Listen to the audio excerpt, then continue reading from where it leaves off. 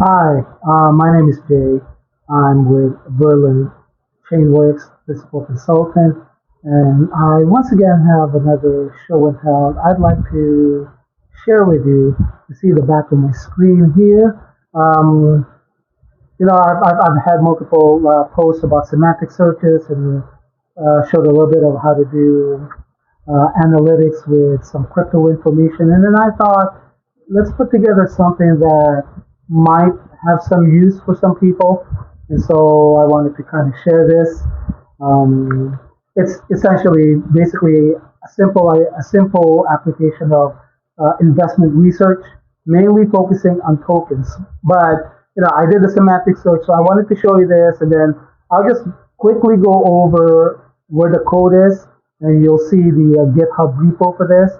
There's so much stuff in there. I'm very happy to share it, as I'm sure other people could figure this out. But like always, I'm hoping that someone will be able to benefit from this and help them through and trying to understand some things. I can help a little bit. But like always, please subscribe, like, and share, and for sure comment. I really want to hear from you guys. Okay, so let's get started.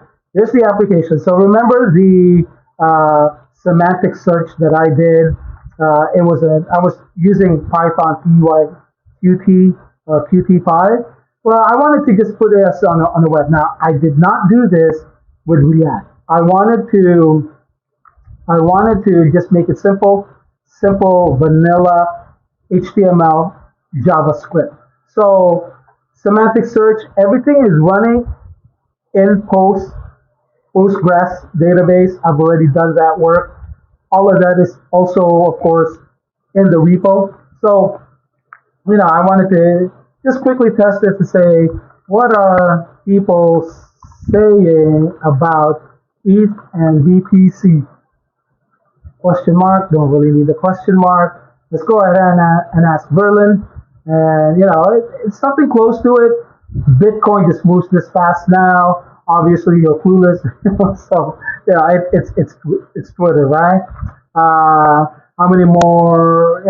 It's, I don't want to get into, these are way too personal, but I did pick this up from Hugging Face. But these are the things that I picked up. I could probably just do a block height and see what we come up with. Evolution, Bitcoin relies to trust.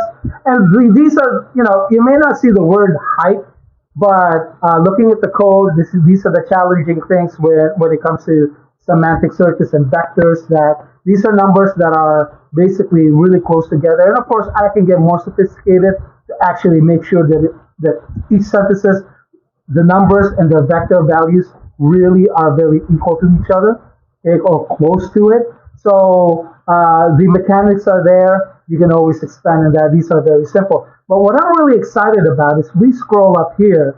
You can see I'll select BTC. It's still this graph here. When you click on load price graph, it's just the month of April. But I think I messed up on the loading here. There's a load data for this that does it every month. So better data to look at right now is ETH load graph. There you go for Ethereum. And then I wanted to put a little bit of data analytics to kind of show correlation of price movement for the next month. This is a monthly, so as you can see, there's not a whole lot. What it does is this graph here picks up the current month and then whatever month is in that database. That's why BTC I haven't updated. Okay, so the correlation, data analytics, basically what it's saying here is that April 6th, which is hovering around 3,300 and what, 55, and the lowest is like 3,340, something like that, or 303,500, okay, or 3,500, like that. The price prediction movement is saying on April 7th, it will hover between this price here, okay, the 3,448. So there's a correlation to that.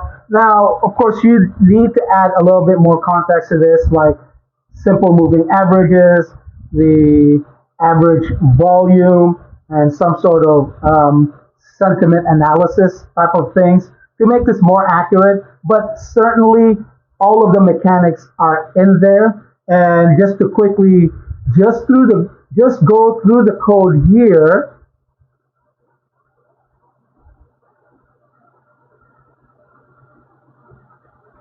I created a client. This is the HTML. It is an each site directory. There is now a client index is here. What I've done is I've separated the scripts. I'm using Apex chart instead of JS chart really nicely. You can use either one. In here, in the scripts, are all of the functions to show current price and things like that. And then I created a server directory. This is definitely Python. It's in Flask. You'll see all of the functions here. I don't have anything.